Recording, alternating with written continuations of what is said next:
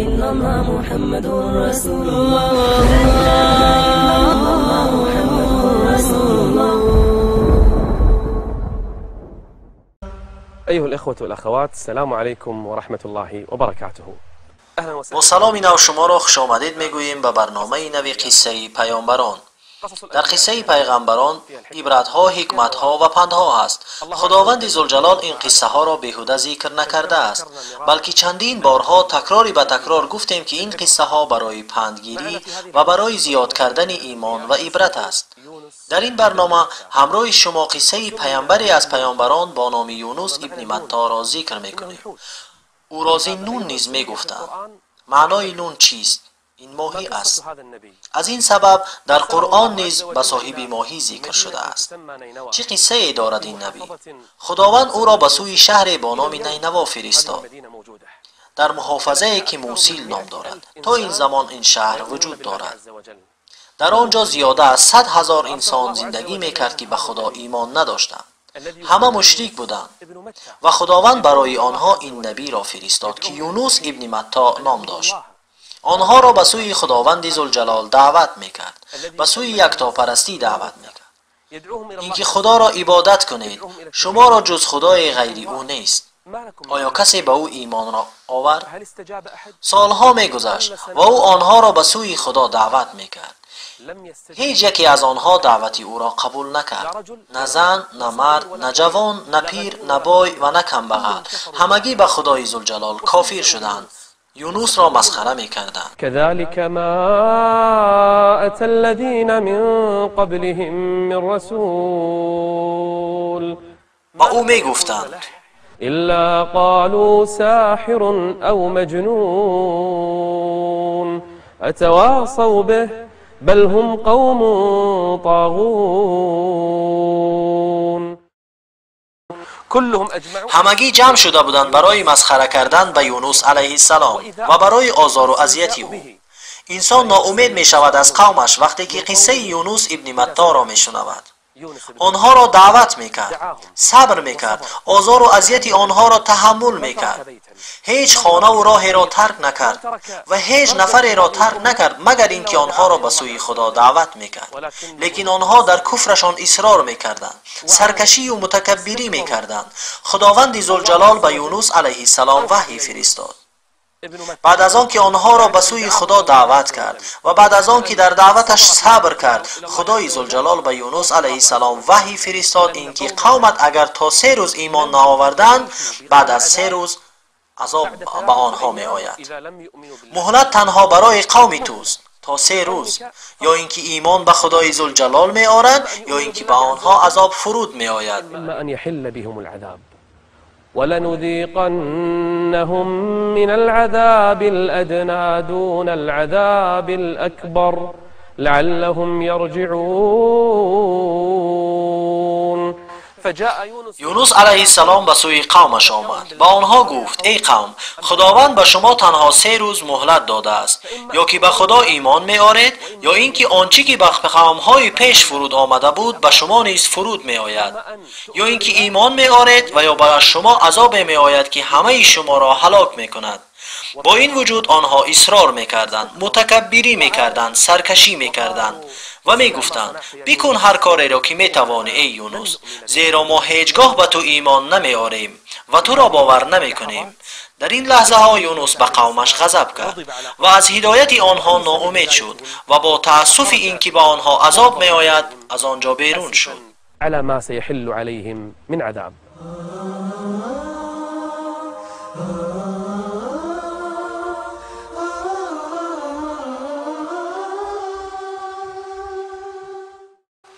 وقتی که یونس علیه السلام با قهر و غضب از قومش بیرون شد و نینوا و آن کسی که به خدا ایمان نآوردند آنها را ترک کرد، قومش پشیمان شد، چون که عذاب به آنها می آید و وعده خداوند حق است، چون که بعد از 3 روز آنها هلاک می شوند.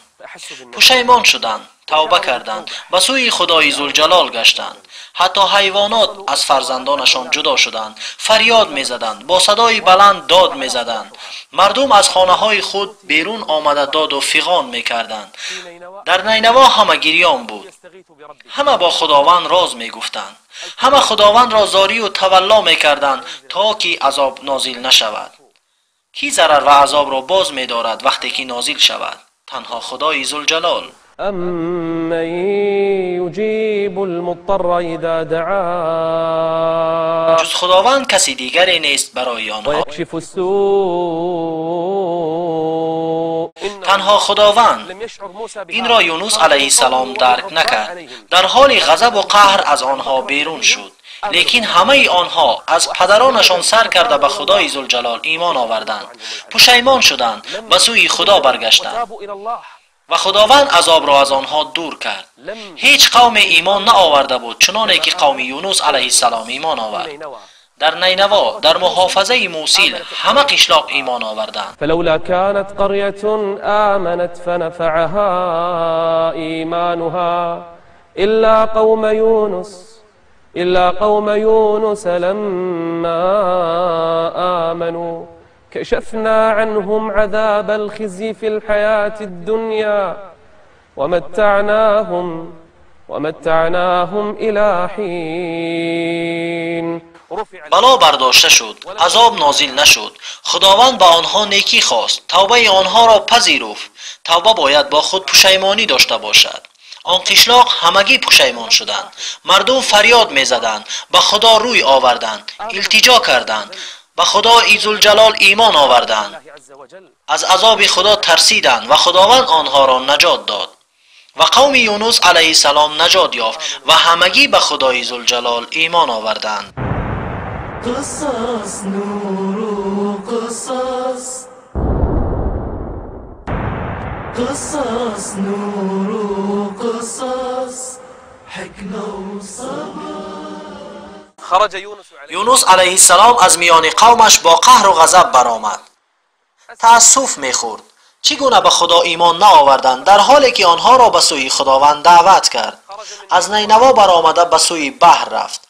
قومش را ترک کرد بعد از آن که به آنها 3 روز مهلت داد تا اینکه عذاب به آنها نازل شود. با او کسی از آنها ایمان نآورد. به سوی بحر رفت تا که به خاطر خدا در راه خدا هجرت کند، تا که دین خدا را در روی زمین تبلیغ کند. از قومش دور شد، به سوی بحر رفت و به کشتی سوار شد. آن کشتی پر از آدمها بود، بارهای زیادی داشت. یونس علیه السلام با آن کشتی سوار شد تا از بحر عبور کند. داخل بحر شدند، تاریکی فرا رسید. وقتی که تاریک شد، موجها در جوش و خروش زدند. شمال سخت می شد. موجها کشتی را به جنبش درآوردند. مردم گریه و زاری می کردند، فریاد می زدند.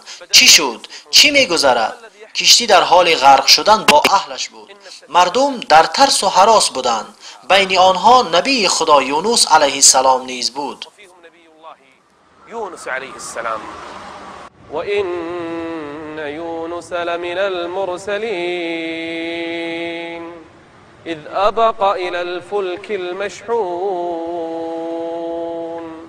ركب سفينة. کشتی پر از آدم را سوار شده بود. موجها بلند می شدند. شمال خیلی سخت می وزید و کشتی در حال غرق شدن با اهلش بود. بارهای خود را اندک اندک به آب می پرتافتند تا اینکه کشتی غرق نشود. لیکن با این وجود روبنا بودی بود. گفتند بعضی از مردم را به آب می پرتاییم تا دیگران را نجات دهیم. کی را می پرتاییم؟ گفتند باید که یکی پی دیگری پرتاییم. مردم به آن تاریکی بحر نگاه می‌کردند. آن تاریکی پردهشت و ماهیان زیاد آنجا بود. کی جرأت دارد که خود را پرتافته هلاک شود؟ باید یکی از ما فراید. هیچ کسی کشتی را فرآمدن نمی‌خواست یا اینکه خود را پرتافتن نمی‌خواست. گفتند باید قرعه کشی کنیم. به کسی که این قرعه افتاد او کشتی را ترک می‌کند. یکم، دومی، سومی، چهارمی، تا آنگاه که کشتی را با اهلش نجات دادیم و کشتی پر بود.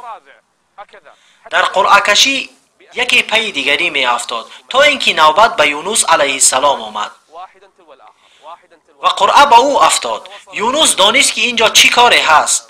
آماده شد تا خود را به آب اندازد. با او گفتند نه، نه ای یونس صبر کن، تو مردی صالحی، صاحب اخلاق حمیده ای، باز ایستا تا اینکه دوم باره قرعه بکشیم. و دوم باره نیز قرعه به او یونس علیه السلام افتاد. این دشوار بود، حتی که محال بود چنین شدنش، لیکن این کار شد. در آن روزی که یونس علیه السلام به کشتی سوار شده بود، طوفان رخ داده بود. چیزی جز این نبود که یونس به خطا به این کشتی سوار شد. در وقتی نادرست و از میان قومش در ساعتهای خطا بیرون آمد. از این سبب دوم باره نیز قرعه به او افتاد. لباسهایش را برآورد، گفتند نه، بلکه صبر کن، دفعه سیوم نیز تکرار کنیم. در نوبت سیوم هم قرعه به یونس علیه السلام افتاد. ای الله، مقصود توی ای یونس، مقصد از این همه کشتی نیست، نه قسم به خدا، بلکه توی مقصود ای یونس. لباسهایش را برآورد، سپس در آن شب تاریک خود را به بحر انداخت.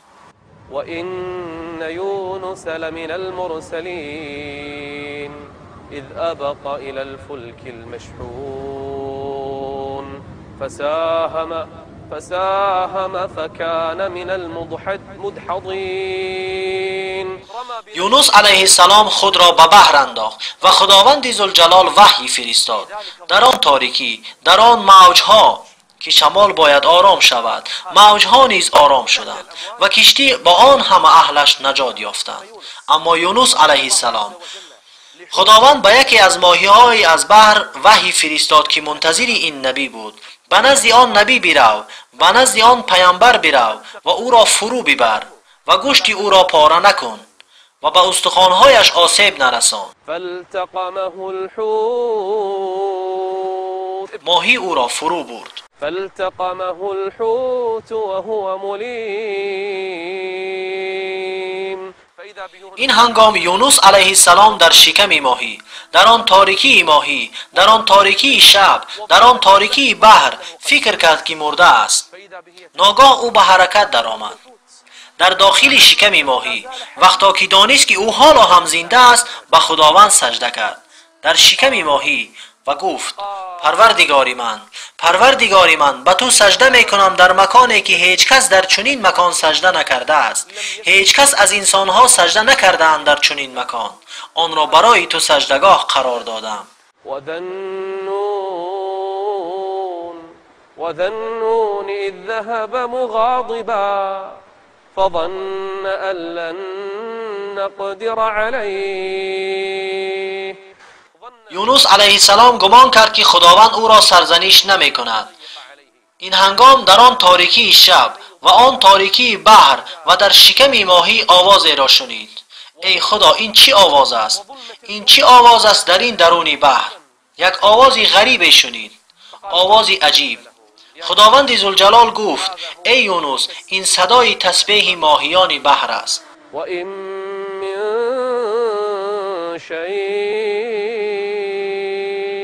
در آن تاریکی صدای ماهیان را شنید که خدا را تسبیح می گفتند. و این من شیء الا یسبح بحمده و این من شیء الا یسبح بحمده ولكن لا تفقهون تسبیحهم. در این لحظه یونس علیه السلام گفت لا اله الا انت، بزرگترین کلمه را یاد کرد. لا اله الا انت سبحانك انی کنت من الظالمین.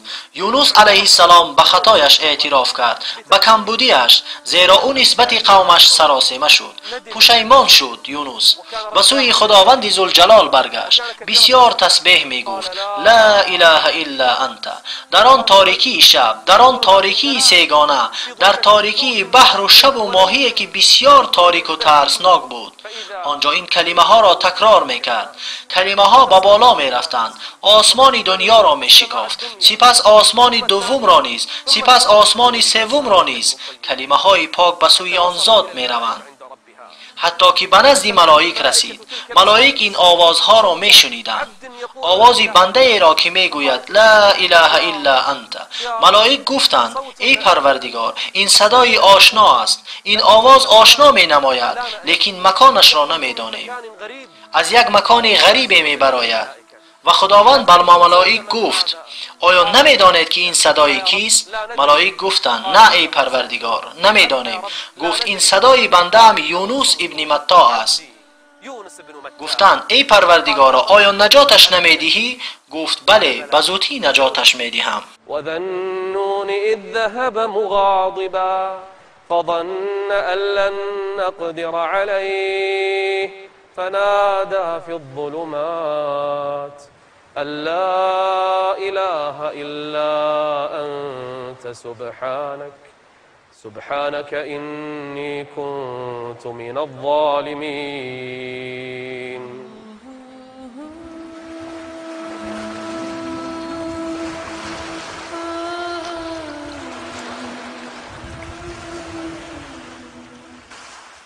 یونس علیه السلام در شکم ماهی چند وقت ماند. این را بجز خداوند کسی نمیداند. اهل ایمان چنینند. هرگاه که زمین به آنها تنگ شد و دنیا برایشان تاریک شد و در مشکلی افتیدند تنها خدای ذوالجلال را یاد میکنند. اما یونس علیه السلام خداوند را پیش از ماهی و در شکم ماهی و بعد از برآمدنش و در طول حیاتش فقط خدا را ذکر میکرد. در طول زندگیش رابطه خوبی با خدای ذوالجلال داشت. فلولا انه كان من المسبحین از جمله ذاکران و عابدان و تسبیح گویندگان و رکوع کنندگان و سجده کنندگان بود. یونس علیه السلام چنین بود. اگر چنین نمی بود در شکم ماهی تا روز قیامت باقی میماند، اگر چند که نبی هم بود. ولولا أنه كان من المسبحين للبث في بطنه إلى يوم يبعثون.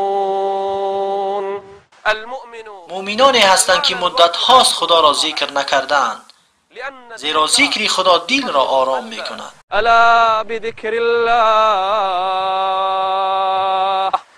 اگر انسان در زندان باشد، اگر در چاه باشد، اگر در غار باشد، اگر دشمن در گیردش باشد، اگر او بیماری او را هلاک کند، ذکر خدا دل او را آرام می کند. الا بذكر الله الا بذكر الله تطمئن القلوب. یونس علیه السلام در آنجا ماند. ممکن بود نفسگیر شده بمیرد، ممکن بود از گرسنگی بمیرد، ممکن بود ترس تاریکی او را بکشد.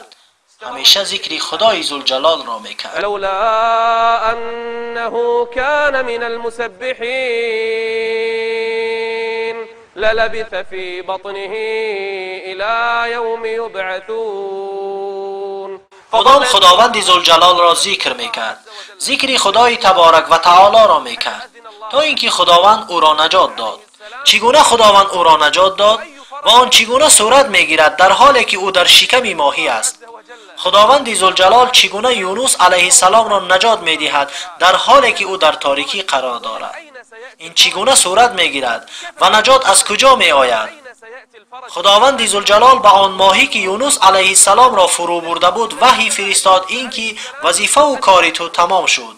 یونس علیه السلام را در ساحل بحر پرتاب کن. ماهی یونس علیه السلام را در ساحل بحر پرتافت.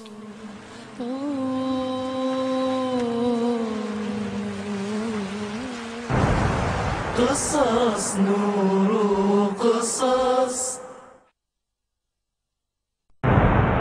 قصص نور قصص. سقط یونس علیه السلام در ساحل بحر افتاد در حالی که خیلی لاغر شده بود. میگویند که پوست بالای استخوان قرار داشت.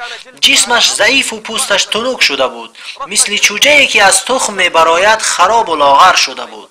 چنین وصف کردند یونس علیه السلام را. او در ساحل بحر بود و آفتاب بالای سرش. فنبذناه بالعراء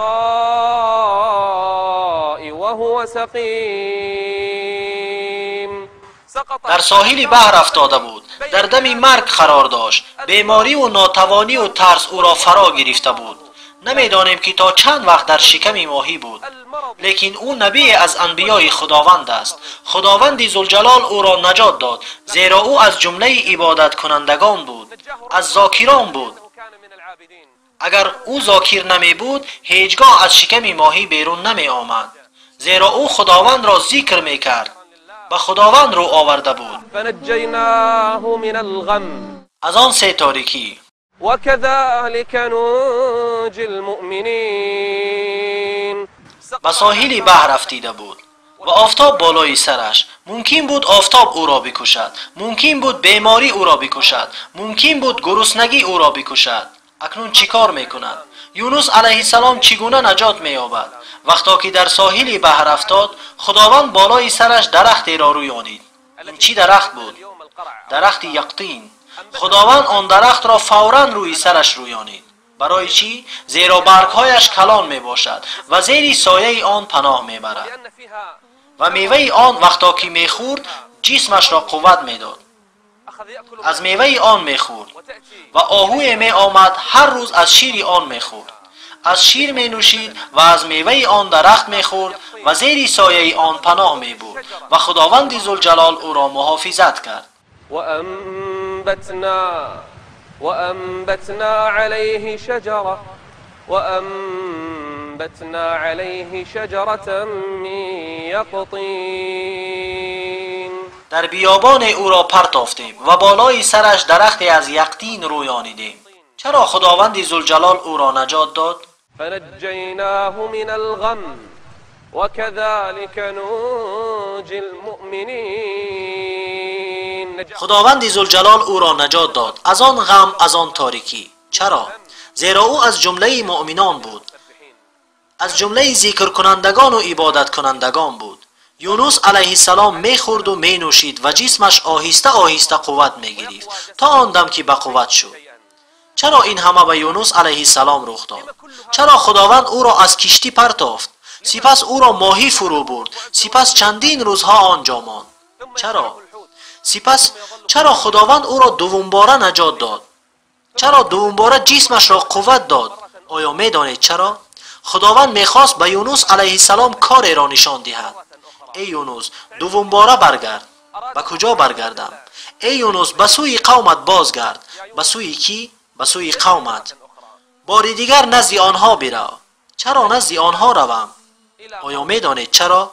یونس علیه السلام وقتا که جسمش دوم باره قوه پیدا کرد به شهرش بازگشت، به نینوایی که آن را به کافرها ترک کرده بود. هیچ یکی از آنها ایمان نآورده بودند. چنانه که یاد دارید آنها را 3 روز مهلت داده بود. اکنون شاید به آنها عذاب نازل شده باشد. وقتی به نزد آنها روم شاید عذاب نازل شده باشد. چرا نزد آنها روم مادامی که دعوتم را نپذیرفتند؟ وقتی که یونس علیه السلام به سوی قومش رفت، میدانید چی را دید؟ تمام شهر 100,000 انسان همگی به خدای ذوالجلال ایمان آوردند. یا الله، همه شهر، آره همه شهر به خدای ذوالجلال ایمان آوردند. او را به سوی 100,000 فرستادیم یا زیاده از این.